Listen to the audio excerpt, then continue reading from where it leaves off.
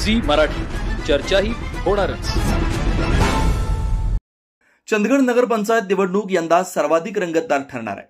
कारण महायुतीतीलच प्रमुख घटक असलेले भाजप, शिंदे गटाची शिवसेना आणि राष्ट्रवादीचे दोन्ही गट हे एकमेकांसमोर उभे ठाकले। त्यामुळे ही लढत फक्त पक्षांची नाही तर महायुतीतील बिघाडी आणि नव्या राजकीय समीकरणांची बनली आहे।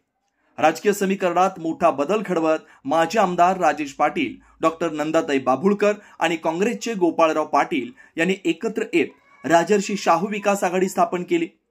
राजर्षी शाहू आघाडीकडून दयानंद काणेकर यांची उमेदवारी जाहीर झाली, तर भाजपकडून आमदार शिवाजी पाटील यांनी सुनील काणेकर यांचं नाव घोषित केलं।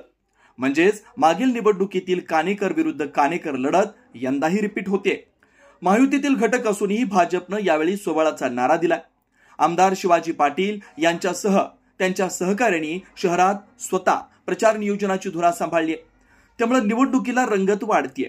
तर दुसरीकडे 5 वर्ष चंदगड नगर पंचायतीचा कारभार चालवणारे, नेहमी लोकांच्या सेवेत असणारे दयानंद काणेकर यांना पुन्हा एकदा समाजसेवक, उद्योजक सुनील काणेकर यांच्याशी सामना करावा लागणार आहे। एकतर जातीय गणित, घराघरात भेटी आणि गाठीभेटी यावर ते स्वतः लक्ष ठेवतायत।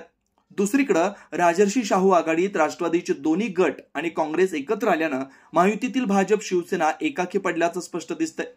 चंदगड शहरातील अल्पसंख्याक मतांची टक्केवारी यंदा निर्णायक ठरणार आहे। यासोबतच महिला मतदारांचा कल कुणाकडे वळतो हेही महत्त्वाचं ठरणार आहे।